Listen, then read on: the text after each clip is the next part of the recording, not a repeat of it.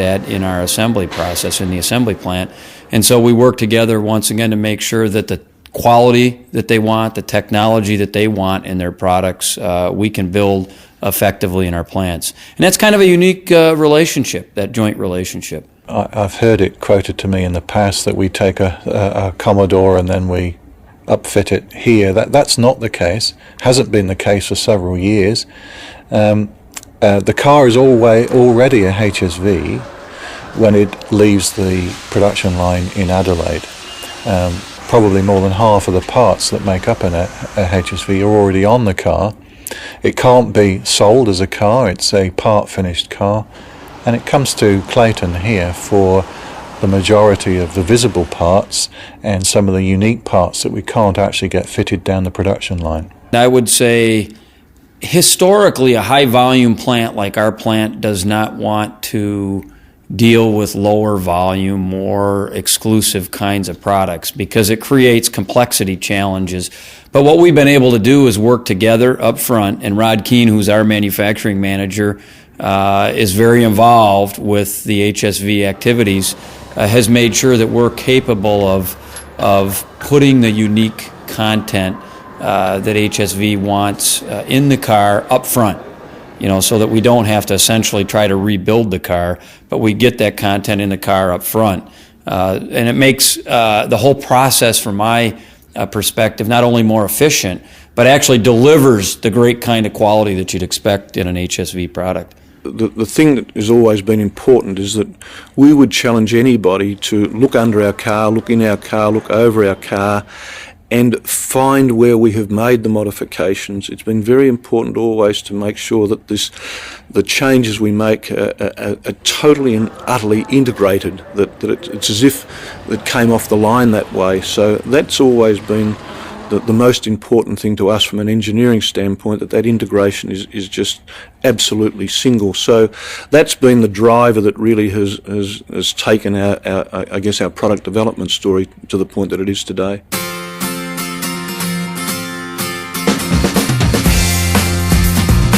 The Holden racing team has often been described as V8 supercars equivalent of the Ferrari Formula One team.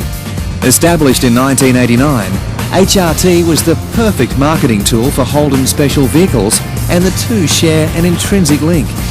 HRT's engineering and presentation have always been world-class. From its first VL Group A Commodores through to the all-conquering VS, VT, VX, VY and VZ models.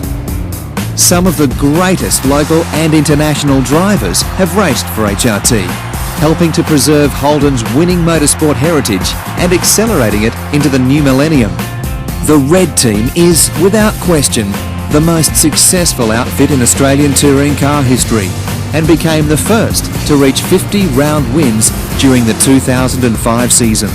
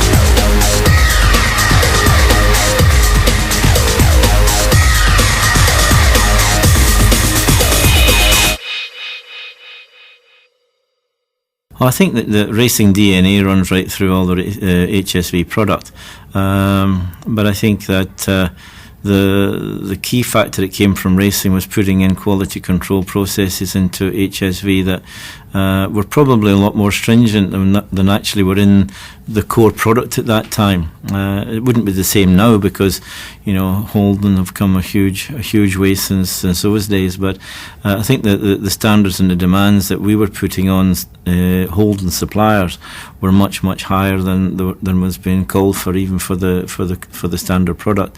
And that came from racing, and that if you don't do the job right and have quality parts, you break down, and that's not what you're paid for when you go racing. So I think that that racing heritage that was put in there was good. Also, timelines of when you're getting cars out on time is very important, and not missing job one. And in those days, 20 years ago, the engineering part, the motor industry, were notorious for not observing deadlines for getting cars ready on time. There's no point in turning up a motor race a couple of days after the event. So, we were really focused in getting everything done on time, and that backs into, the factory, because we're putting pressure on all the time when the new model's coming out and flagging up that, it starts to go off track and what have you, because, we were really focused on the deadlines. Well, I think there's a synergy. I think the customer will see the motor racing on television or watch it at the race on a Sunday, and he gets back into his car, and I think he wants to feel he's got a car that Scafey's just driven, and therefore our car, certainly in some elements of our model range, has to be that raw edge performance car to create that impression, and I think we've hit the mark perfectly well there so far. In the beginning, it was quite clear we were told we were not to go motor racing, which suited me because I couldn't at the time figure out how we go motor racing sort of 12,000 miles away. But it took less than 2 years before they were asking us to go motor racing, and we had to then figure out how to do that, and it wasn't easy. Last turn, checkered flag. How does it feel? To his champ, Alan Grice. It's the best feeling I've had since 1986, I got to tell you. Yeah, that was good because it was a little unexpected. We didn't really necessarily have the wherewithal we thought to win that race. We thought we'd be competitive, so that was pretty nice. I always remember Ross McKenzie and I, at a certain point in that race, 3/4 of the way through, looked at each other and said, "We think we might win this," and it was a pretty nice feeling.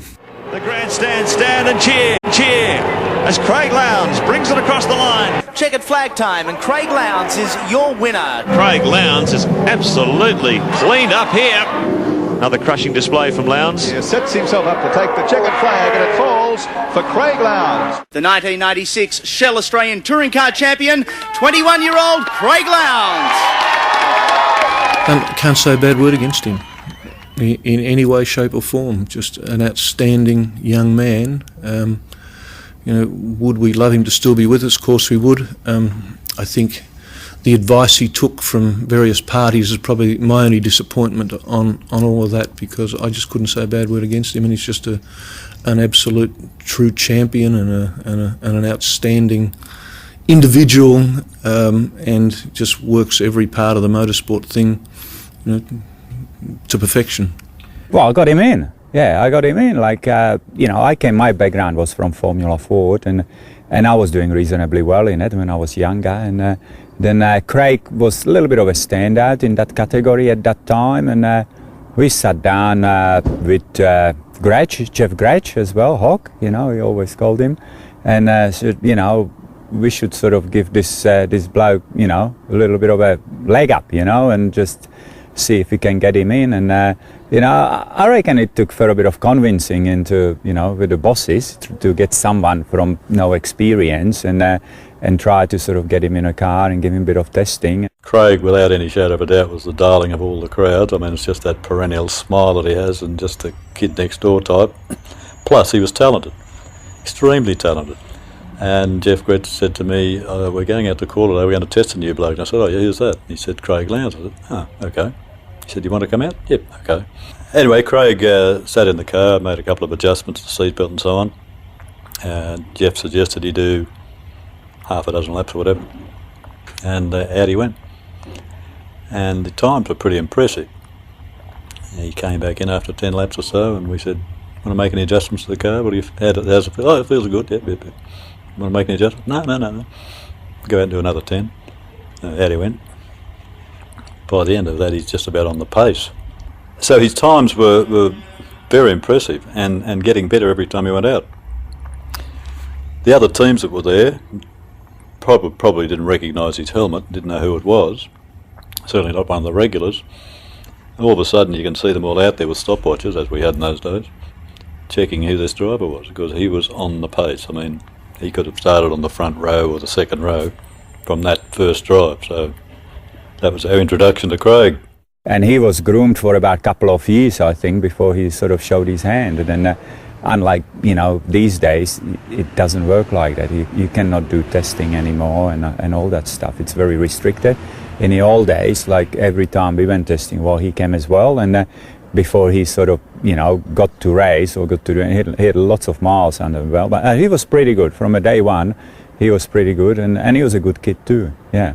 At the end of '94, we had a 3-year plan that stretched from an improvement factor required in '95 to a much more significant improvement factor in '96, and by '97 we were virtually going to be pretty much surrendering if we had not reached the epitome of what we sought to do, and Craig was a critical element in that plan. I well recall it, and it was when he overtook John Bowe in 1995, I think, in the 95 race, that from nowhere at Bathurst, this young fella that we'd put in there as an experiment all of a sudden showed an absolute flash of brilliance that said this guy's special.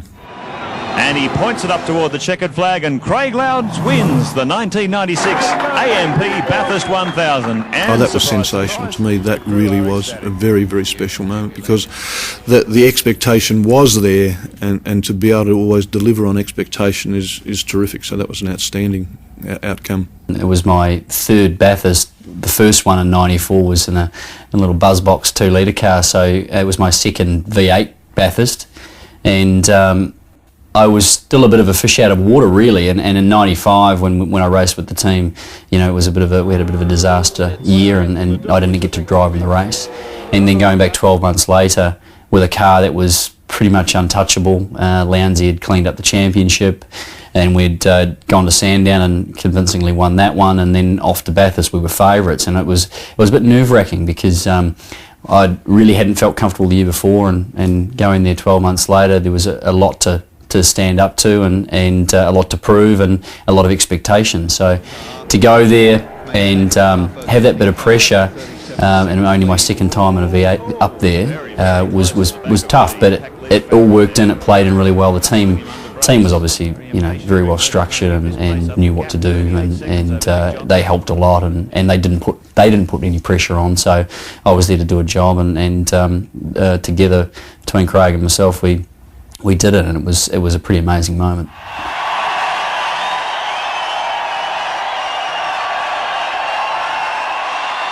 That was a very defining moment for my career, probably the big middle of '95 when Jeff Grech called up and said, we'd like you to come and test one of our cars, and between himself and John Crennan they made that happen, and to be thrust into the world of V8 touring cars, and with the team that was certainly put themselves in the position where they were the best team in the country by a long shot, was a bit of an honour, and they saw what I had to offer, and they worked that and used it and refined that and made it a better property, and I've got a lot to thank a lot of people down there for that, and it was an amazing time. We after Bathurst we went to New Zealand for the little Nissan Mobile series that they had, it was the Mobile Sprint series that they had on.